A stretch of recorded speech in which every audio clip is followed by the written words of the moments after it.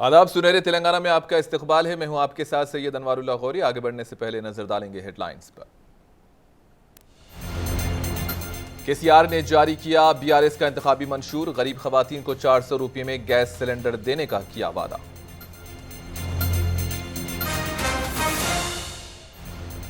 Congress party ने जारी की उम्मीदवारों की पहली फहरिस्त। 55 उम्मीदवारों में सिर्फ 3 मुसलमान शामिल।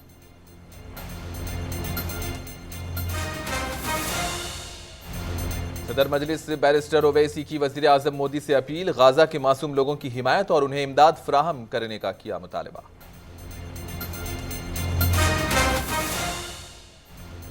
नारायणपेट जिले में पकड़ा गया तेंदुआ, अवाम ने ली राहत की सांस।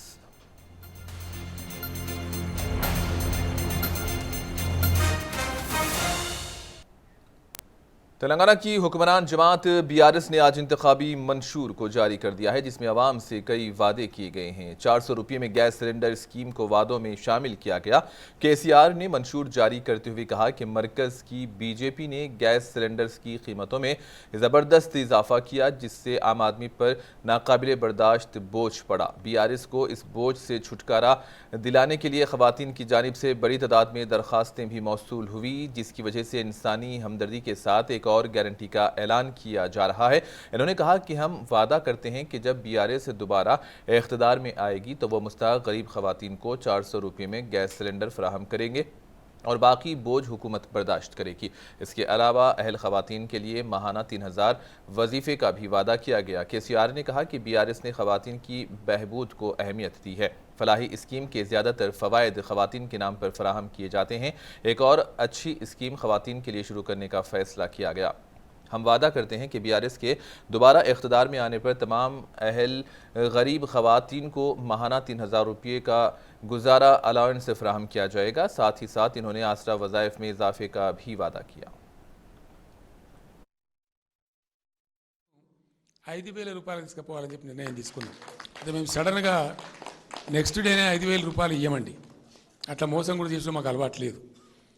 ఇమీడియట్గా గవర్నమెంట్ వచ్చిన తర్వాత మొదటి సంవత్సరంలో దీన్ని స్కీమ్ అని నేను చెప్పినాను.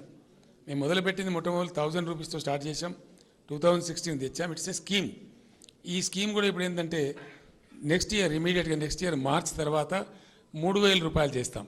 2016 ఉన్నదాన్ని 3,000 రూపాయలు చేస్తాం. ప్రతి సంవత్సరం ఒక 500 రూపాయలు పెంచుకుంటూ 5వ సంవత్సరం నిండే నాటికి 5,000 రూపాయలు తీసుకెళ్తాం. ఇది స్కీమ్ యొక్క డీటెయిల్. ప్రభుత్వం మీద ఒకటేసారి భారం పడదు, ఆర్థిక భారం. వాళ్ళు కూడా పెరిగిన కొద్దిగా సంవత్సరానికి ఇంత పెరుగుతుంది కాబట్టి అది క్రమేణా 5వ సంవత్సరం నిండే నాటికి 5,000 రూపీస్ తీసుకెళ్తాం. ఇప్పుడు ఆంధ్రప్రదేశ్ గవర్నమెంట్లో కూడా అక్కడ ఉన్న ప్రభుత్వం జగన్మోహన్ రెడ్డి గారు సక్సెస్ఫుల్గా ఈ స్కీమ్ని 2,000 రూపీస్తో పాటు మాతో పాటు స్టార్ట్ అయ్యారు. చివరికి వచ్చేటప్పటికి ఇప్పటికీ 3,000 రూపీస్ తీసుకొచ్చినారు. చాలా విజయవంతంగా అక్కడ ఇంప్లిమెంటేషన్ జరిగింది. అదే పద్ధతిలో ఇక్కడ మేము కూడా 3,000 రూపాయలు ఇమీడియట్గా చేస్తాం. అంటే మరో 1,000 రూపాయలు పెరుగుతుంది. అది క్రమంగా సంవత్సరానికి ఒక 500 పెరుగుతూ పోతుంది. మిగిలిన 4 సంవత్సరాలలో అది 5,000 రూపాయలకు చేరుకుంటుంది. ఆ విధంగా ప్రభుత్వం మీద ఒకటేసారి భారం పడే పరిస్థితి ఉండదు. ఎట్లా ప్రభుత్వం ఆదాయం పెరుగుతుంది కాబట్టి ఆ రకంగా దీన్ని చక్కగా ఇంప్లిమెంట్ చేస్తాం. चीफ मिनिस्टर केसीआर ने बीआरएस उम्मीदवारों में आज पार्टी के बी फार्म तकसीम किए, जो तेलंगाना असेंबली इंतखाबात में हिस्सा लेने जा रहे हैं। तेलंगाना भवन में 51 एमएलए उम्मीदवारों को बी फार्म से हवाले किए गए हैं। केसीआर ने कहा कि हर उम्मीदवार को 2 बी फार्म फराहम किए जा रहे हैं। उनका कहना है कि उन्हें कल बी फार्म फराहम कर दिया जाएगा। केसीआर की जानिब से गंपा गोवर्धन और वजीर प्रशांत रेड्डी की जानिब से एमएलसी कविता ने बी फार्म हासिल किया। बी फार्म मुश्तरका मेदक, महबूबनगर, खम्मम, निज़ामाबाद और आदिलाबाद अजला के बीआरएस उम्मीदवारों को सौंपे गए हैं। उनमें से हर एक को बी फार्म के साथ 40 लाख रुपये का चेक दिया गया।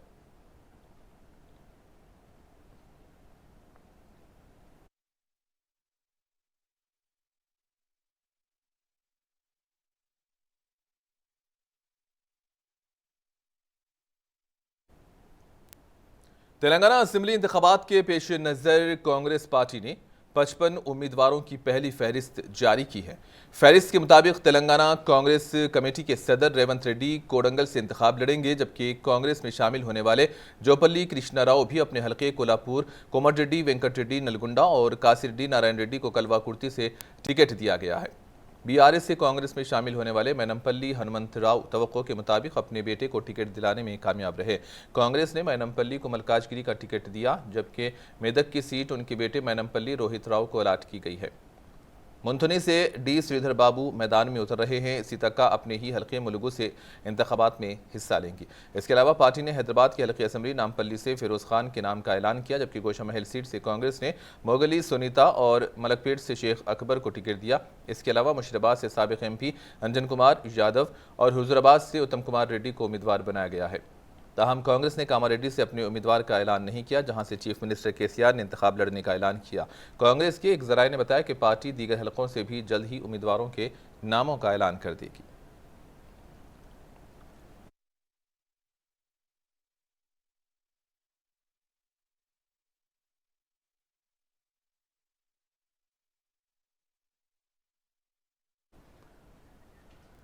कांग्रेस पार्टी ने आज 55 उम्मीदवारों की पहली फहरिस्त जारी की है। ताहम इस फहरिस्त में मुस्लिम उम्मीदवारों को सिर्फ ऐसी जगह टिकट दिया गया है जहां उनके जीत के आसार बहुत मुश्किल दिखाई देते हैं। पेश है ये तफसीलात।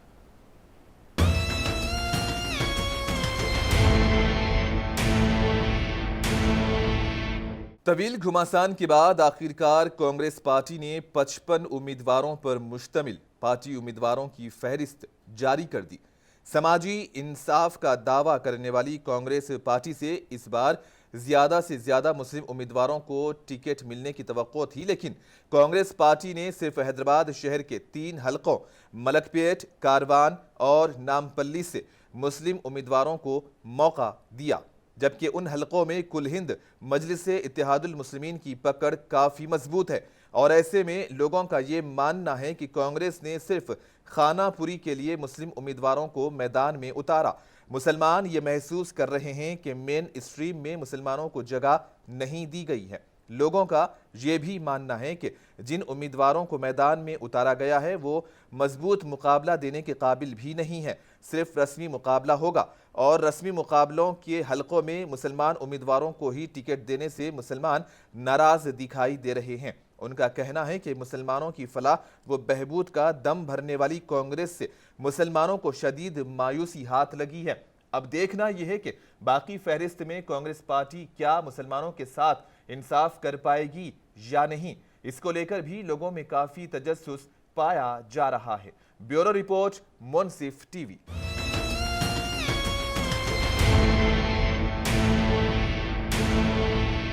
तेलंगाना में कांग्रेस पार्टी की जानिब से उम्मीदवारों की पहली फहरिस्त जारी कर दी गई है। इसमें नागर कर्नूल से साबिक वजीर नागम जनार्दन रेड्डी को टिकट नहीं दिया गया।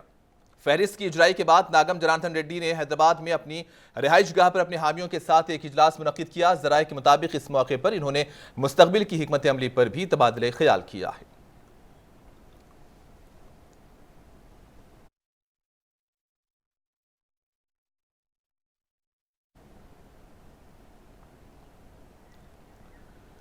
MIM के सरबराह बैरिस्टर असदुद्दीन ओवैसी ने वजीर आजम नरेंद्र मोदी से गाजा के लोगों को मदद फराहम करने की अपील की है।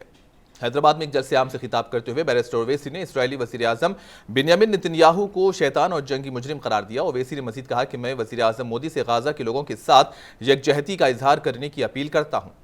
इन्होंने कहा कि हिंदुस्तान गाजा के लोगों की मदद करे। ओवैसी ने अपने सोशल मीडिया पर एक वीडियो शेयर करते हुए लिखा कि हम एक जिंदा कम्युनिटी है, जब तक हम जिंदा हैं दुनिया जिंदा है। इन्होंने कहा कि हमें इंसानी बुनियादों पर फलस्तीनियों की मदद करनी चाहिए। हैदराबाद के रुकन पार्लियामेंट ने मजीद कहा कि पूरी दुनिया जानती है कि इसराइल किस तरह बर्बरियत का खेल खेल रहा है, इसलिए हमें इंसानी हमदर्दी के तहत फलस्तीनियों की मदद करनी चाहिए।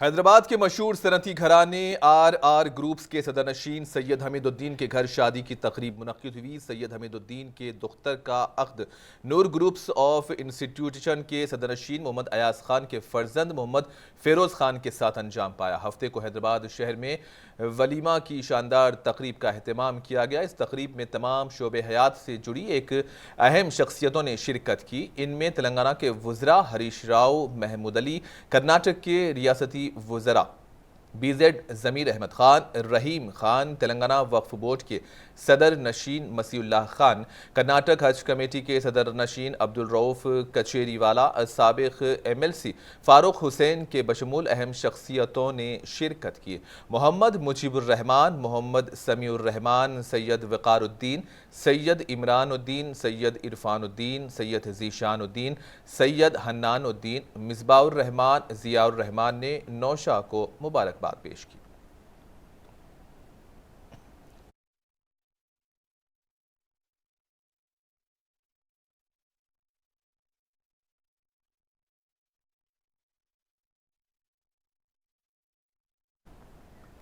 BRS पार्टी की रुकन कानून साज कौंसिल कविता ने हैदराबाद में अपनी रिहाइशगाह पर निजामाबाद से ताल्लुक़ रखने वाले BRS कायदीन के लिए नाश्ते का अहतमाम किया। इस नाश्ते में मुश्तरका निजामाबाद से ताल्लुक़ रखने वाले कलवा कुंटला विद्यासागर राव, बाजी रेड्डी, गोवर्धन, गणेश गुप्ता, शकील आमिर, संजय कुमार और कोरटला के MLA उम्मीदवार संजय कलवा कुंटला ने शिरकत की।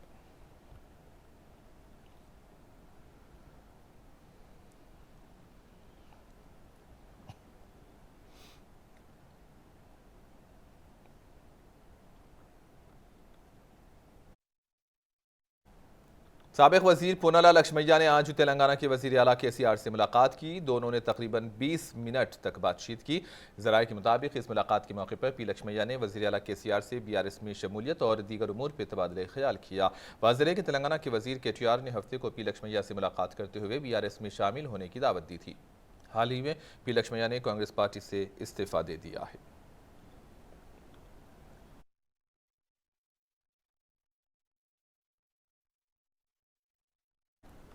BRS पार्टी के सुप्रीमो व वजीर आला KCR ने वरंगल मगरबी हल्के के रुकन असम्बली विनय भास्कर को पार्टी का बी फार्म हवाले किया। विनय भास्कर को बी फार्म हवाले किए जाने पर वरंगल मशरकी हल्के के BRS पार्टी कायदीन ने जश्न मनाया। इस मौके पर मिठाई भी तकसीम की, जबकि करप्ता सुपर बाजार के वाइस चेयरमैन मोहम्मद शफी ने बात करते हुए कहा कि विनय भास्कर की कामयाबी के लिए कोशिश की जाएगी और इन्होंने कहा कि विनय भास्कर अपनी कामयाबी के जरिए एक रिकॉर्ड कायम करेंगे। इस मौके पर BRS पार्टी के दीगर कायदीन भी मौजूद थे। నాయకులు ముఖ్యమంత్రి కల్వకుంట్ల కేసీఆర్ గారు మరొకసారి హైడ్రిక్ కొట్టాలనే ఆశలతో ఇవాళ అందరూ BRS ఎమ్మెల్యే క్యాండిడేట్ బీఫామ్ ఇవ్వడం జరిగింది. ప్రత్యేకంగా మా వరంగల్ పశ్చిమలో 5వసారి బీఫామ్ తీసుకున్న వినయ్ అన్నకు మేము హార్దిక శుభాకాంక్షలు తెలుపుతూ ఆయన విజయం కోసం 6 నిమిషాల కృషి చేసి ఆయన విజయం లాస్ట్ టైం కన్నా అధిక మేరకు గెలిపించుకొని ఆయనకు మంత్రివర్గంలో చూడాలని మా ఒక కోరిక. మా ఈ గులాబీ సైనికులు అందరూ 24/7 పని చేద్దామని ప్రామిస్ చేసుకుంటూ हैदराबाद शहर के मुशीराबाद असेंबली हलके में BJP का गंगा पेट्रोला आत्मया सम्मेलन का इनेकाद किया गया। इस सम्मेलन में मरकजी वजीर व तेलंगाना BJP के सदर G किशन रेड्डी, मरकजी वज़ीर ममलिकत साध्वी निरंजन ज्योति, BJP OBC मोर्चा के कौमी सदर व राज्यसभा के रुकन डॉक्टर K लक्ष्मण और दीगर ने शिरकत की। इस मौके पर किशन रेड्डी ने कहा कि BJP माहीगीरों की फलाह व बहबूद के लिए कौमी सतह पर संजीदा और मौसर इक़दाम कर रही है। रियासत में असेंबली इंतखाबात के दौरान काफ़ी नकदी और शराब जब्त की जा रही है। रियासत भर में 148 चेक पोस्ट कायम किए गए हैं और वसी पैमाने पर चेकिंग की जा रही है। हफ्ते की रात तक मुतालिका अजला और मंडल्स के सरहदों पर की गई चेकिंग के दौरान नकदी, शराब, मंशियात, सोने और चांदी के जेवरात मिलाकर जुमला कई मालियत की रकम जब्त की गई है। इंतखाबी ज़ाब्ते अखलाक के निफाज के आगाज़ से लेकर 14 तारीख की रात तक तकरीबन 48 करोड़ 32,99,968 रुपये नकदी जब्त की गई है। रियासती सरहद पर police, transport department, commercial tax, excise और फॉरेस्ट डिपार्टमेंट्स की जानिब से कायम किए गए चेक पोस्टों के साथ साथ मुतालिका ज़िले मराकज़, सरहदों और मंडल मराकज़ पर बाकायदा चेकिंग के दौरान भारी मकदार में नकदी और शराब जब्त की जा रही है। इलेक्शन कमीशन की हिदायत के मुताबिक इंस्पेक्शन टीमें भी अपने फ़राइज़ अंजाम दे रही हैं।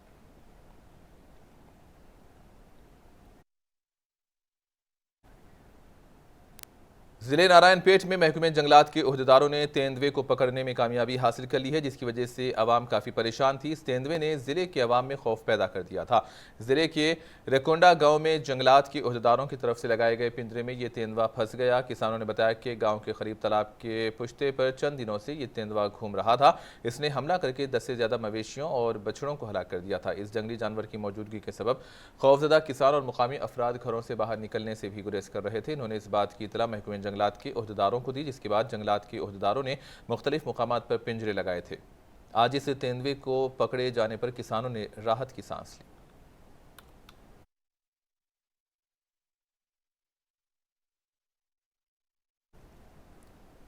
और आखिर में हेडलाइंस पर एक और नजर।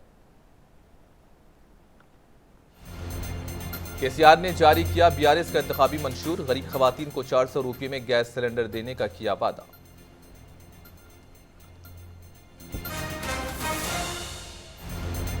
कांग्रेस पार्टी ने जारी की उम्मीदवारों की पहली फहरिस्त। 55 उम्मीदवारों में सिर्फ 3 मुसलमान शामिल।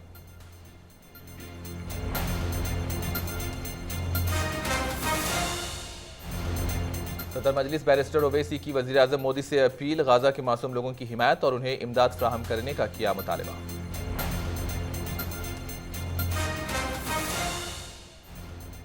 नारायणपेट जिले में पकड़ा गया तेंदुआ, अवाम ने ली राहत की सांस।